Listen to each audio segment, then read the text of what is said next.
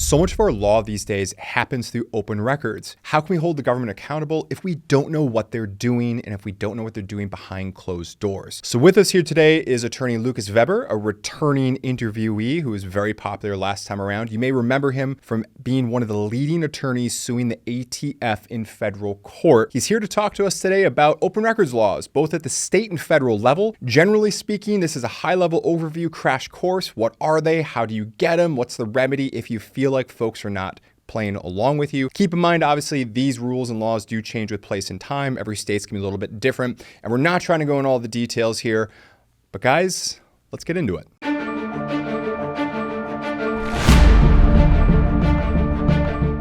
Lucas, Attorney Vebber, thank you for coming back. Thanks for having me. Great to be here. Yeah, so today we're talking about open records laws because while I deal with some of this stuff in my practice as a criminal attorney, candidly, I can spell open records laws, but I don't really know much about them, and they're so important.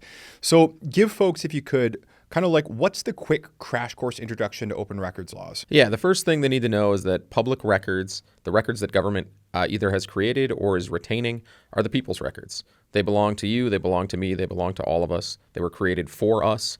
And so we have, in most cases, have the right to access those records. The important thing here is holding government accountable. You need to be able to know what government's doing to hold them accountable. They have to be transparent. At both the state and federal level, there are laws in place that guarantee the public's right to access records.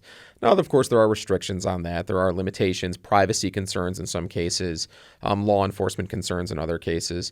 But by and large, anything the government creates or retains is a public record, which can be accessed by any member of the public. And, I know that you're actually leading a big lawsuit right now in Tennessee, which will be a subject for another video, where you're suing to get some open records laws or some open records issues out there. But what's the gist to FOIA, all that kind of stuff? Because I hear about federal open records and all that kind of stuff, but what's the gist to it? Yeah. So FOIA is the federal law, is the federal open records law. And that allows you to get federal government records from any federal agency that they're retaining. You can make a request to them. Oftentimes, federal agencies will have a website set up where you can submit that request. And that's really to make it easier on them as they process those and try to retain them and go through them. They have to respond to you on that and either give you the records or tell you that they're not going to give you the records and say why. So once you make that request, you'll either get the records or they will tell you you're not. And at that point, you have a decision to make. You either, if they tell you you're not getting them, you have a decision to make as to whether you're going to appeal that. The appeals process is a little different at the state level than at the federal level. So at the federal level, you have to first appeal to the agency. So you have to file an administrative appeal, it's called. And when you say agencies, you're talking about the ATF, the DEA, yeah, EPA, all that. Exactly. Yeah, whatever the federal agency is, the department that you're getting it from is going to have some legal team that's going to review those appeals. So you'd appeal it to them. You'd say, I believe the denial of my request was wrong. Here's why. I'd like you to take another look at it. They will then respond to you with either a yes, it was wrong, here's your records, or a no, we're going to uphold it, you don't get records. And at that point, you can go to federal court.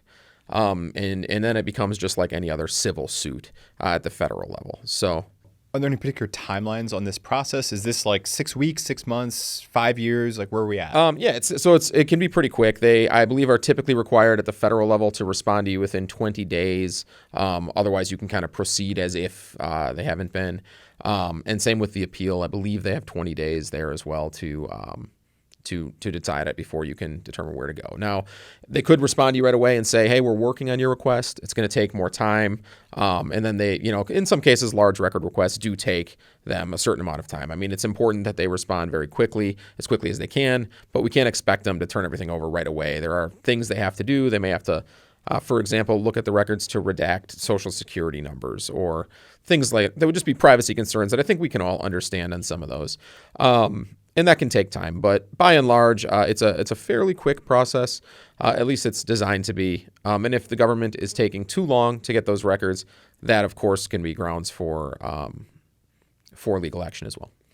Understanding that we don't have time in this video to cover all 50 states plus districts and territories, Are there some sort of common defining features that vary between state and the federal level? Yeah, so every state is going to, that I'm aware of anyways, is going to define records somewhat similarly. It's just, the records that are held, either created by or maintained by government.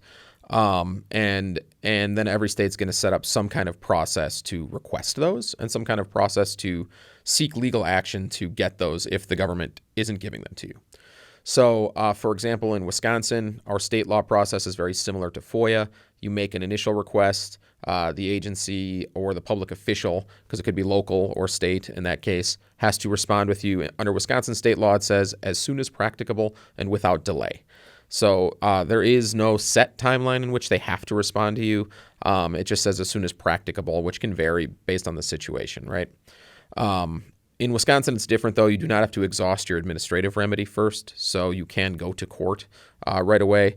And in these types of cases, public records cases, generally speaking, are what we call fee-shifting cases. So you can recover your attorney fees at the end of the day. There are attorneys who specialize in this area, who do this work, who would be willing to take these types of cases, typically on a contingent fee basis where you wouldn't have to pay them anything up front, and then they would try to recover their fees at the back end.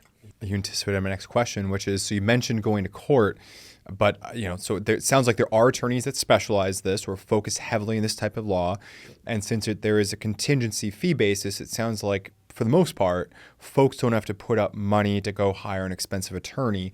A knowledgeable attorney will be able to review the facts of their case, and hopefully they'll say, okay, I believe you're going to win. You don't need to pay me.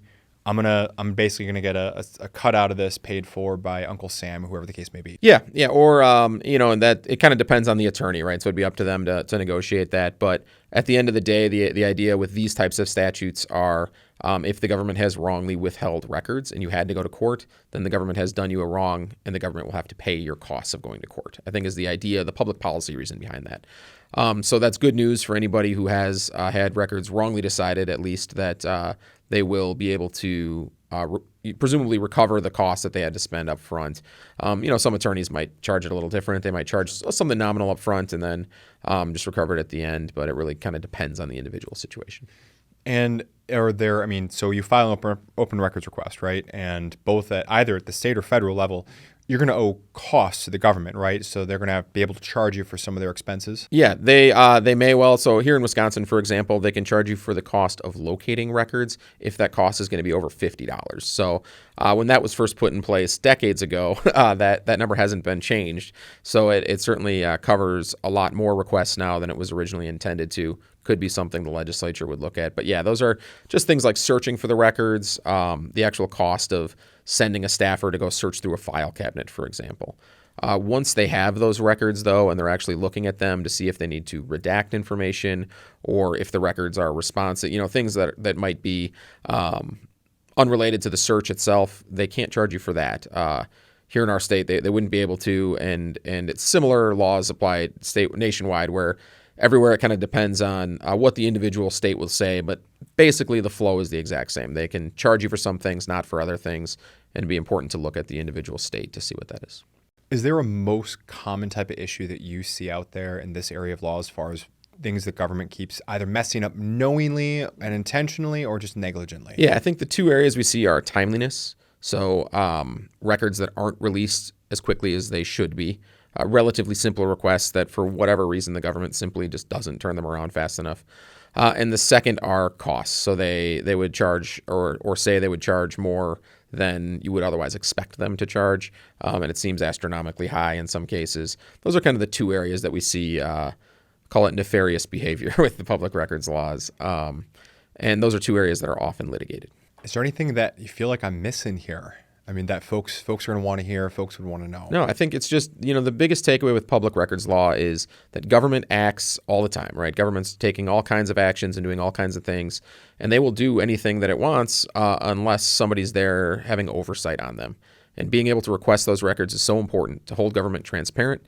Without transparency, we have no accountability. So we just certainly encourage everyone to make use of these laws and keep an eye on those who are keeping an eye on us. And guys, if you enjoyed Lucas coming in here today, please take a moment, let us know by clicking like on this video, commenting in the comment field if you want to see him back, as well as if there's any other topics you want to see him to address, either in an open records context or maybe something else. Also, please get involved and show some support for the Wisconsin Institute for Law and Liberty. That's the fine organization that he's with. You'll find their link in the description box below. If you haven't done so, please take a moment to consider subscribing to make sure that you do not miss any of our great future content. And as always, thank you for coming in, Lucas. Thanks for having me. And we will see you in the next one. Thanks for sticking around to the end of the video. If you enjoyed this one, please feel free to check out some of our other great content, and we'll see you in the next one.